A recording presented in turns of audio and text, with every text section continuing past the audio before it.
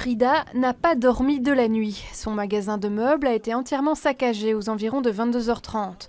Le nombre de marchandises volées est quant à lui encore incalculable. Installée depuis 1992 à cette adresse, la commerçante est anéantie. Après tant d'années de travail ici, de rester ici, c'est pas possible. Je me sens vraiment...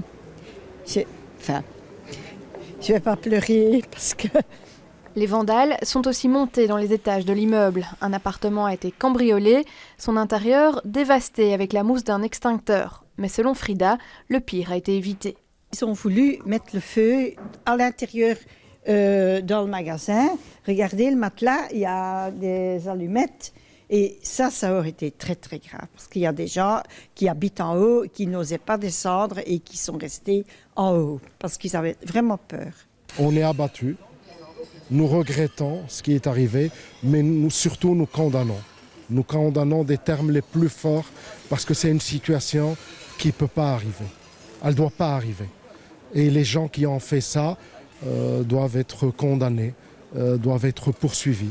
Une douzaine de commerces du boulevard Lemonnier ont subi des dégâts plus ou moins importants. 2 voitures ont été incendiées, du mobilier urbain a été détruit.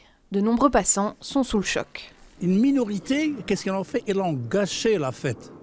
Le Maroc, il a gagné Côte d'Ivoire, mais elle a perdu ici. Qu'est-ce qu'elle a perdu? Il y a beaucoup de supporters belges qu'elle a perdu.